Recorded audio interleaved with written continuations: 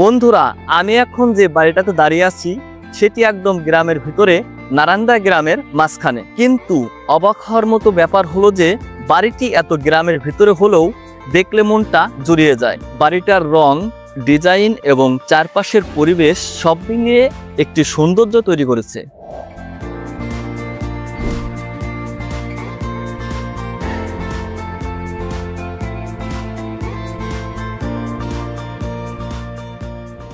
চলুন আমি এখন আপনাদের একটু একটু করে এই বাড়ির ভিতরের সৌন্দর্য দেখাই।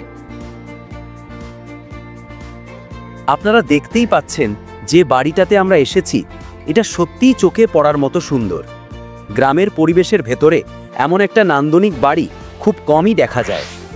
বাড়িটির ডিজাইনটা দূর থেকে দেখলে প্রথমেই নজরে পড়ে এর গোলাকার বারান্দাগুলো। প্রতিটা ফ্লোরে একই ধরনের কার্ভ ডিজাইন, গোলাকার ঘোরানো রেলিং আর সাদা সোনালি রঙের মিশ্রণ পুরো বাড়িটাকে দেয় একটা রাজকীয় অনুভূতি, যেন গ্রামের মাঝে দাঁড়িয়ে আছে একটি ছোট্ট প্রাসাদ। গ্রাম্য সরলতার সঙ্গে এমন আধুনিকতার সুন্দর মিল খুব কম বাড়িতেই দেখা যায়।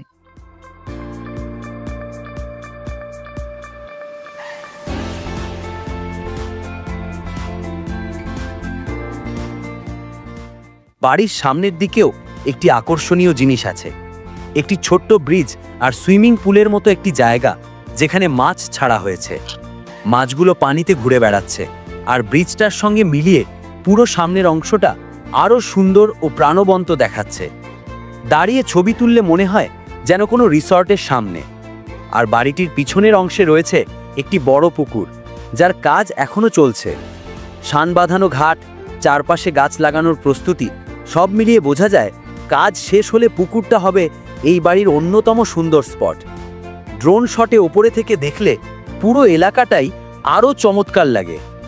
এখনই পুকুরের পাশে হাঁটলে একটা শান্তির অনুভূতি পাওয়া যায়।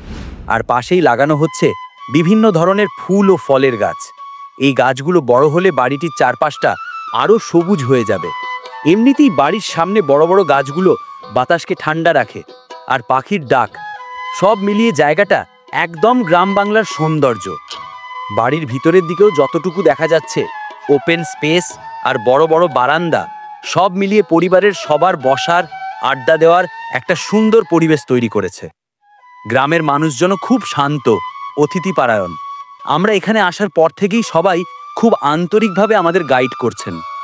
এমন বাড়ি সাধারণত শহরে দেখা যায়, কিন্তু গ্রামের ভেতরে এমন নান্দনিকতা সত্যি অবাক করে দেয়। অনেক ভালোও লাগে যখন দেখি গ্রামের মানুষ তাদের বাড়িকে শুধু থাকার জায়গা নয়, বরং সৌন্দর্যের একটা অংশ হিসেবেও গড়ে তুলছেন।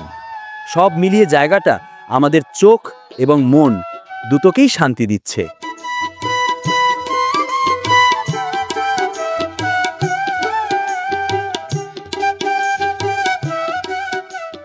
গ্রাম হলেও বাড়িটির সৌন্দর্য সত্যি মন ছুঁয়ে যায়। আপনারা কিভাবে আসবেন এই বাড়িটিতে? ফরিদপুর শহর থেকে আপনি যেভাবে আসবেন, প্রথমে আপনাকে রাজবাড়ী রাস্তার মোড় হয়ে সালতা বাজার পর্যন্ত আসতে হবে। সালতা বাজারে নেমে ভ্যান বা অটোতে সহজেই চলে আসতে পারবেন ভাওয়াল ইউনিয়নের নারান্দা গ্রামের এই হাজিবাড়িতে, বাজপাখি পেজের, যেখানে আমরা মানুষের গল্প, গ্রামের সৌন্দর্য এবং সেবামূলক কাজের মুহূর্তগুলো তুলে ধরার চেষ্টা করি। ভিডিওটা ভালো লাগলে অবশ্যই লাইক, কমেন্ট, শেয়ার করে অন্যকে দেখার সুযোগ করে দিবেন। তো বন্ধুরা, এটাই ছিল সালতা উপজেলার নারান্দা গ্রামের নান্দনিক এই হাজিবাড়ি।